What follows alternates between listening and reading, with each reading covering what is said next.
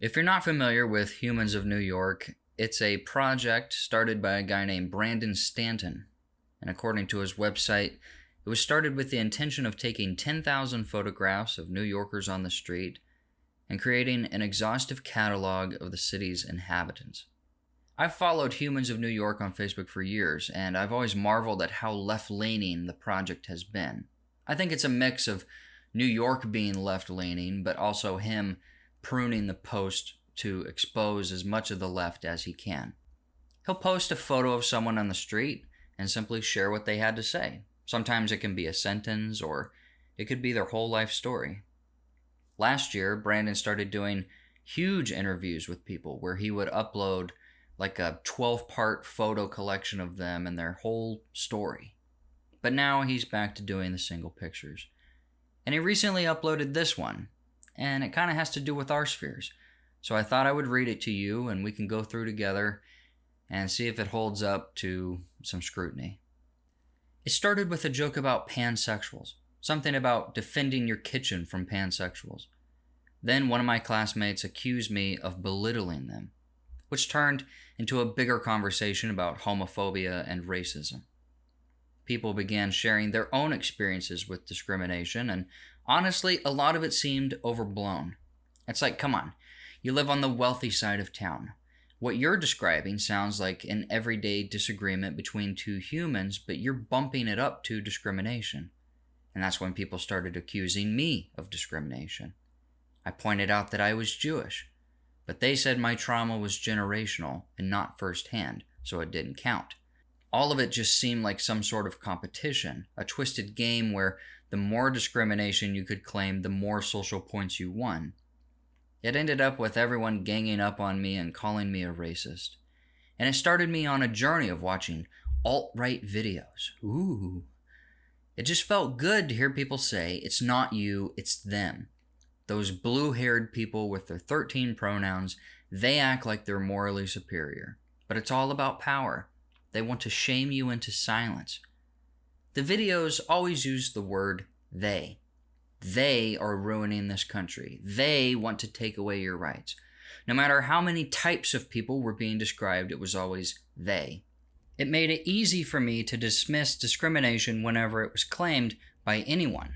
I'd think, there they go again. I'm out of that phase now. If anything, I'm politically active on the other side. I'm thankful it happened to me when I was 14 and still growing. Because if I'd been older, working some dead-end job, not meeting people, it would have been harder. Because one thing that really helped me was one-on-one conversations. My more moderate classmates started talking to me again. A few of them even apologized for how it all went down. They didn't speak as a member of a group, it was just, this is who I am. This is how I experienced discrimination. It wasn't hostile. I didn't feel ganged up on. And I was able to hear them. I've learned that for a lot of people, it's not a game. It's their lives. There is this phenomenon of a person who starts out on the right due to maybe their upbringing or innate tendencies and then deciding to reject it and go full lefty. Maybe we can call it the Hunter Avalon archetype. For many people, the decision to be on the right or the left comes down to their preference and priorities. Do you care more about being compassionate than stoically providing tough love? Do you care about facts and data, or do you let your emotions dictate your actions? Do you think all people are inherently good and capable of change, even after they've made a mistake, maybe including even the most extreme kinds of mistakes? Maybe you have a natural predilection for pattern recognition. Or maybe you're more agreeable than most. Or maybe you're just not that smart. All of these are factors that determine if you can see through the official narrative or not. Or even see that there is an official narrative and decide if you agree with it or not. The official narrative could be the truth. It could be. The list of lies provided by the government and the media is literally just way too long to list here, but a good way to look at it is that basically every single major news story has been a lie for more than our lifetimes. You just take what happened, Or you take what's presented, you just choose the opposite outcome, and then that's what actually happened. One of the gripes that he has with the right is that they use the word they. This is making us tribal, and it's creating an other, and it's harmful, and it only escalates the discourse. Yeah, so say the midwits. But could there be a group of people that are opposed to the views that you hold on the right? Could we call that group the left? Could the left include a range of diverse subgroups who all hold similar views and goals that are all trying to destroy and subvert you and your goals? Is that a conspiracy theory? Could we call the left and its institutions them? Is that crazy?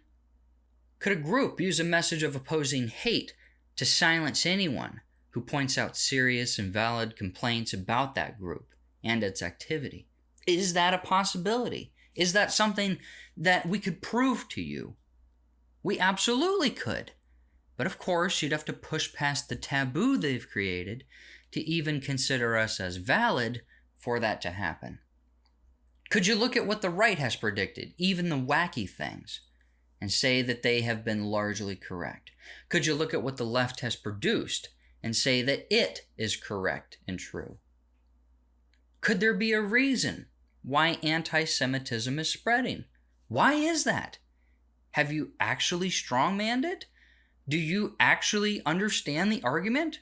Or do you just do the lazy thing and say it's hateful and mean-spirited, so it's not even worth exploring? What is discrimination? Is there ever a time where it's warranted or justified? How many people of similar backgrounds would need to commit the same crimes over and over before you decide that discriminating against them would make sense? What this guy is saying is that in spite of all of that, the truth was too awkward to have the same kind of lefty retarded friends that he had when he was 14. And rather than lean into what's right, he just slipped back into the current of brain-dead humanity. There's this containment narrative that we need to abandon the extremes, and that part of maturing means that we move towards the center, we shun hatred and division, and we all try to get along so that we can sing Kumbaya by the fire. But of course, that is ideological Neverland.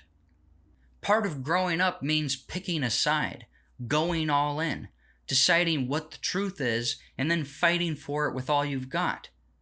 If that's extremism, then so be it. I made a video a while back called The 3 Levels of Consciousness, where I described what I feel like is the most common states of people. The first level is ignorant, the second level is normie, and the third level is enlightened. The normie is leftist by default. The waters we swim in are left, and so most people lean left. The normie gets enormous pleasure from guiding people from the ignorant category to the normie category. They have a fine-tuned taboo sensor, and it's always scanning and able to pick up even the slightest trace of unacceptable behaviors and attitudes. The current boomer truth regime that we live under does not allow people to hold attitudes of prejudice or bigotry, no matter how rational or valid those attitudes may be. Attempting to reach that enlightened level by trying to have an open discourse with your brain-dead minority friends is going to trigger those zombies to redirect you back into the normie sphere of approved beliefs. And it never occurs to them that they could be talking to someone who actually knows more about the subject than they do. They are the white blood cells of the system. They're always finding foreign bodies and working to remove them as fast as possible. What's crazy is it worked on this guy. But in a way, I kind of get it. The enormity of having to dig into what you believe and simultaneously throw away almost everything that everyone else believes in, with the result most likely being that you'll lose all the people you consider your friends, is hard. Being a social outcast that basically has to live 2 different lives is challenging. It's incredibly appealing to just slip back into the slipstream of what's easy.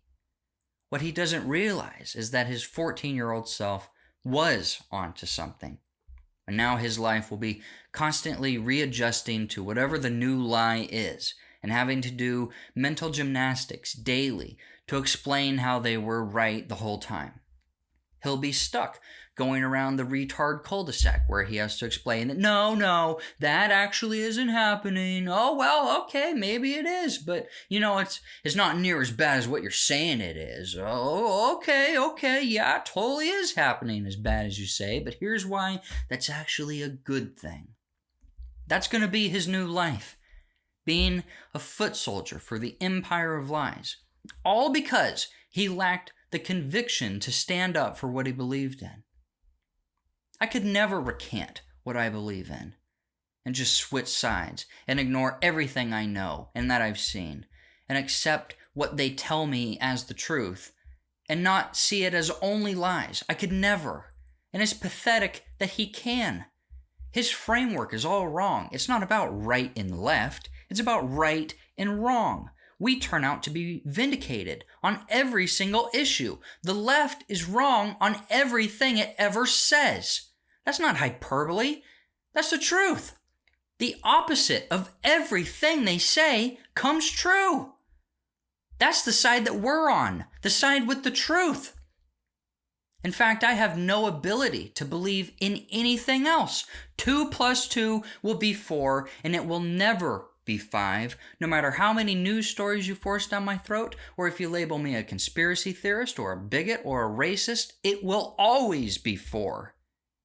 And guess what? The truth always comes out, and I will be vindicated that 2 + 2 is indeed 4. The only difference between the truth and so-called conspiracy theories is a few months at this point. I want this video to be an encouragement to you that we are right. We have the truth on our side. And that, yeah, we're going to have a few stragglers, a few cowardly deserters that weren't brave enough or smart enough or mature enough to see it our way. But it's our job to point it out and to show them for what they are. They're cowards. So, keep up the good fight, everybody. Anyways, that's all the time I have for today. If you enjoyed this video and type of content I'm making, consider giving this video a like or maybe subscribing. I will see you all in the next video. Peace.